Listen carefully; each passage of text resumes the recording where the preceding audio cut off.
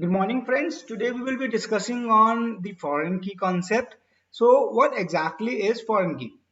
So, assume something like this that you have two tables, one is department and another is employees. An employee has a column called as department name. So, when we say that employee belongs to a department, so this department should be there in this table, which is the department's table. So, if the company does not hold a department A, so the employee cannot be in department A because the company does not hold department A. So to make sure that the value of this particular column in employees table is always present in departments table, we say that this department column will be like the foreign key, like for employees table, and this actually belongs to the department. So foreign key is nothing but the primary key or the unique key of the first table. So it should be either the primary key or the unique key of the first table, which is referenced in the second table. So you are actually building up the relation between these two tables. So if this is not clear to you, that is fine. Like when we will do the practical, things will be more clearer to you. So let me just show it to you. Let us go ahead first and create up the tables. So you can see over here that I have written up few commands where I am just creating up the database. If it does not exist, let us then use it. Use testdb. Then I am just dropping up the tables. You can see over here. Again, just dropping up the tables. Let me mark the employee table first and then the department tables. Why I am doing this, I will just show it to you. So let me select all of these things and run it. So you will see over here that we have missing constraint employee in reference table departments, missing index. So you can see over here which says that missing index for constraint employee in the reference tables department. It says that it has not created the table employee. Why it has not created the table employee? Because this department name. See, we have marked this column. We have said that this column is the foreign key, which references to the department table. It references to the department table and it references to the department underscore name column of departments table. So this particular it means that this particular column can have only those values which will be there in this column of departments table. So we are saying that this particular column of employee table is the foreign key. Like this is a foreign key. It is actually present in some other table and it should have values in that table. Only those values should be allowed in this table. So this says that this department name is the foreign key, and foreign key of what table? References means it is of table department. It is actually present in department as department underscore name. So now the error, if you see over here, it says that missing index for constraint this in the reference table departments. So if you see over here that, like I initially told you, that the foreign key either can be made from primary key or unique key. So I will just go ahead and mark this unique. Let me just save it and let me rerun all of these again. Okay, I will just go ahead and clear it. Let me rerun them. So if you see over here, now all the tables have been created. And why it is required to have, like we can have the foreign key which can be a primary key or the unique key. So it is not necessary that only the primary key can be the foreign key. Even the unique key can be the foreign key.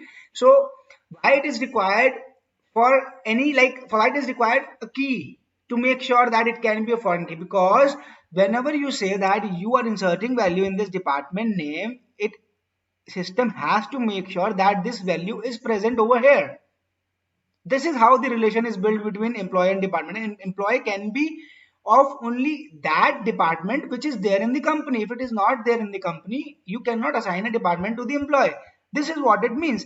And for this reason, it has to search for this name in this table. And when the system is searching for this in this table, it needs that column to be indexed.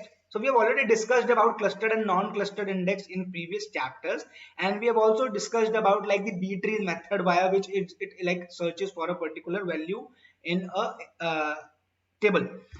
So that's why it require a particular column to be indexed to happen it to be a it is not necessary like there I will just reiterate myself and like maybe recorrect myself and say it is not necessary that only the primary key or unique key can be referenced. The criteria is any column can be made a foreign key irrespective, but it should have an index. So you can like make sure that it is not a unique key, but it should have an index. You can like go ahead and like let me do one thing to explain this. Let us again drop the tables. Let me show it to you what I mean to say. Let me drop the tables. So you can see over here that I have dropped both the tables, and now I have removed the unique constraint, and I will just go ahead and say create index for department on department underscore name. Okay, so this gives me an error. Let me correct this again. I will just open up a query. I need to see, and I will move to my place, document, chapters, queries, GTL, and I will say indexes. So just copy it. I will close it. I will move to the first, that is the foreign key, and let me just paste it over here and just remove the unique word over here from here and just copy and paste departments and say this is name, index name. So department underscore name underscore index, and let me paste it over here on department name on the table name. This table name, and then we have the column name. So you can see over here now I am applying an index on this. This is the query of like putting up an index where we say that create index name on table name, departments, and column name. So here we are creating up an index on department name, and but it is again not unique, but we are creating up an index. So let me go ahead and now run these commands, all of these commands, and say run. So you can see over here now that the table has been created, index has been created, and then again the table has been created. So this does not gives me an error, and now this particular column which is department name is not unique. It is not a primary key, but still we have referenced it as the foreign key.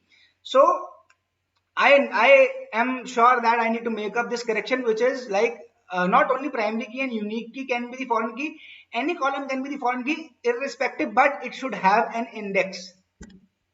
So this is what we did right now. You can see over here that we created an index explicitly for department name, and now this department name can hold duplicate values, right? So if you see over here that we have created up the employees table and department tables, and like we have marked up department name as the foreign key. Now if you see over here, I will just go ahead and insert a value in department table. Let me run it. So I have inserted a value in department table. Let us see what values it has. Select star from departments. Let me run it. It has a value, single value with department name A. Now I am inserting value in employees with department name B. Should it be inserted or not? This is the foreign key. So as our department table does not have this value, this should give us an error. Let me go ahead and try it. So this will give me an error saying that cannot add or update a child row, a foreign key constraint, because The parent table does not have this value. Now let us go ahead and insert B. I have just marked up, changed up the values over here itself. Rather than A, I have changed it to B, and now I will go ahead and run it. So one row is affected. Let me clear all of them. And now let us go and run this statement. One row is affected. Now you go ahead and say select star from employees and just run it. So now you see that another row has been added with department name B. Now what we will do is, I will show you few things out here which are very important with respect to foreign key. First is, let us go ahead and in the beginning I placed departments below employees, and why I did that you will just understand it. So again I am placing it above employees, and let us try to drop table departments. You see over here that it says that cannot drop the department referenced as by a foreign key constraint this on employees. Because why we are not able to drop departments? Because the value in column of departments A and B are being used by employees. If department gets deleted, so there is a column in reference table which refers to departments table. How will, what sense will it make? Right? That's why there is a restriction over here which says that you cannot go ahead and delete department unless you delete employees. So this was the reason that I placed employees table above the departments table. Okay. So now, when we are trying to understand the relations between tables, let us go ahead and understand few more things over here, which is the first we will understand the syntax of foreign key. So you can see over here that whenever we are getting an error, the constraint name has been picked up automatically. So you can see the constraint name over here, constraint employee underscore IBFT underscore 1. But if this is not the case, you want to give the name by yourself before foreign key, you can just give the constraint name. How you can give the constraint name? You can just say something like this, like before giving the foreign key, press an enter over here and say constraint and give the name. Say department name index. So you have given the name. So now when you will create up this table again by after dropping up, so this will give up this name over here rather than giving a random name. So you can give up the name of the employee. And the other thing, important thing is, there is two statements which you can use. So you can see over here one, this is the start of the foreign key and this is the end till now. But there are few more things. One is on delete cascade, and you can say on update cascade, and then this is done. Now if you want to do something else and you want to add another foreign key, you can add another foreign key. So I have just pressed a comma over here. So you can see over here that while we were giving up the names of the columns, so we were having the column name, then the data type, then the constraints, then a comma. So again this is the same thing. This is the complete set, then a comma. So this is the complete set and then a comma, complete set, then a comma, then a comma, again a comma. So this starts from here and this particular foreign key ends here and then a comma. And then we can start up with another foreign key and say that if you are saying that you even have department ID over here, department underscore ID over here, which is of type int. So you can also, let me put a comma over here, and then you can also say that department ID is the foreign key which references table department again,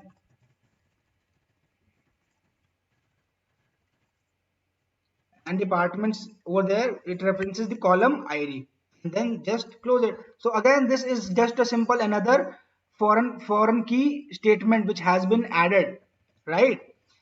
So now we will go ahead and focus on two key areas, which are delete and update. So in the similar way, you can have n number of foreign keys in any table, but primary key can only be one.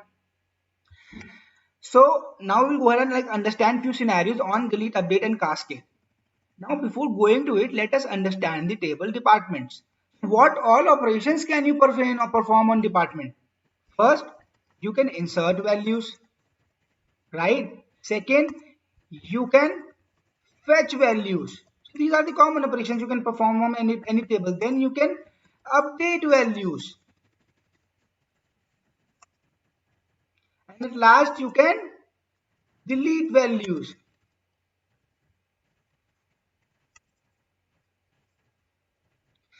So when you are inserting values in department table, that is okay. You are inserting a new value. That value will not be referenced anywhere. So like in this case, we inserted A and B and we created a record of B in table employees. In employees table, we created a record where the employee belongs to department name B. When you are adding another department which is C, it does not create any problem anywhere because that department has not been used anywhere.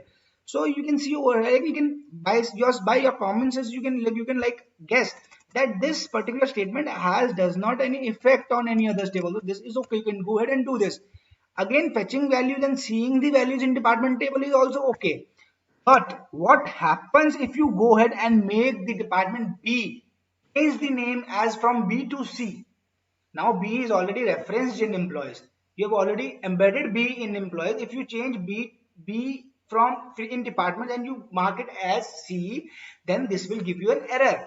Why? It will say that this particular value has already been used in employees table and now you are changing it. So hence either you should also change it in employees, or you you can say that like you can delete it from there, then create it and then again reference it. But that is a very big process, right? So any SQL language, made MySQL or Microsoft SQL, they give you the feasibility saying that on update cascade. It means that if you update the value in department table from B to C, it will automatically be updated from B to C in employees table. So let me go ahead. The similar way, on delete cascade means if you delete the value in child parent table, then it will get automatically a complete row will get auto, like if you delete the department C and there are 100 employees in department C, then all the 100 employees will be gone. So let me show it to you. Let me first go ahead and drop these two tables because they have already been created before. So let me mark department first because it will not allow me to drop it now. So we have deleted cannot drop table department reference by a foreign key. Oh, so I have to drop first employees, right? I was mistaken, sorry. I'm going to delete them. Both of them have been deleted. Now I will go ahead and create the index and the departments. Now let me go down and like create up the employee table, and this time we are creating up the employee table with on delete cascade and on update cascade. So let me show it to you. Now let us insert values A and B inside department.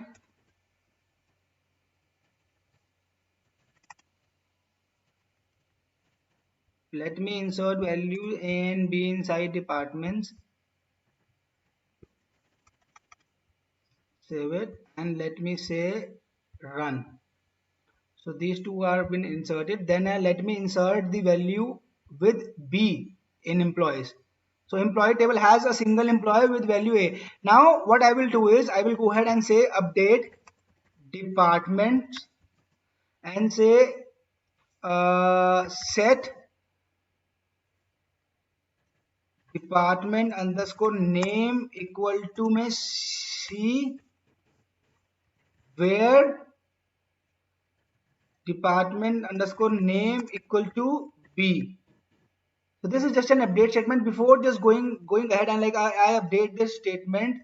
So let us see the values of select star from employees. So in the below query, in the update query below, you can see over here that in the update query below, we are making a change in department table. But here we are seeing employees table. So let me go ahead and see the employees table. So you can see that the employee table has one employee Anand Goyal and department is B, right? So what I will do is now I will run the update statement. Let me clear all of them so that it becomes more visible to you, and let me run it. So this row has been updated now and it says one changed. Okay. So now what I will do is I will just go ahead and say select star from employees. So you can see over here that the department name has been automatically changed to C. Why? Because we have given on cascade delete, update, delete and update. So on update, because now we are updating it, so this works, says that on update cascade. So we have not still yet done on delete, but yes, we have done update because we are updating it, so it updates the values in the parent table, right? Now I will go ahead and say delete. But if these two statements are not present, then it will give me an error. If while creating up the table, if you do not mark these two statements, it will give me an error because it is in restrict mode. What is restrict mode? I will just tell you more about it. Let us first delete from departments where department name equal to B. Let me go ahead and delete it. Let me clear it and delete it. So it says deleted. Yes. Oh, so we do not have any departments with department name B, right? Now we have marked it at C. So let us delete the C one. That's why it was showing us 0 rows. Now it is showing us 1 row, right? Now let us go ahead and say select star from employees. So you see over here it does not have any values. All the rows has been deleted automatically. We are making changes in department table, but the employees table is getting affected. This is the like relation between these two tables. Why? Because you have dropped the entire department C, so all the employees also like get vanished. They said that you have laid off all the employees, right? So this is the purpose of on delete cascade and on update cascade. So instead of this word cascade, we could have used few other words which is marked up in the script, and you already have this script as in a case, so you can mark this uh, on rather than using on delete cascade, you can say on delete restrict. So this is again the default value which is restrict. So again it does not allow us to update the values. So when you will go ahead and update the value in the parent table, say from B to C, it will not allow you, it will give you an error. It says that this value is already used in employees table. But cascade takes its forward to the next step, to the child tables. When you update or delete something in the parent table, it gets updated or deleted in the child table. The child table is employees, parent table is department. So cascades forwards it, restricts, gives an error. Again, set default is very similar to restrict. Set null is when you say on delete set null, on update set null. So when you update from B to C, it will not update it in employee table, it will set it to null. So that employee will be belonging to no department. Say your company says that I am not firing anyone, let them be on bench. This department is completely gone. Then you will use set null, right? In the similar way, no action is again same as restrict. So you do not. So in the similar way, you can use all of these different features of your of this particular foreign key, and like this is one of the major thing which is used very like this should be used very intelligentably in like your business flows as per the business requirements. And like this brings this chapter to the close. In the next chapter we will be studying on alter table and two other things. Thank you guys, have a great day.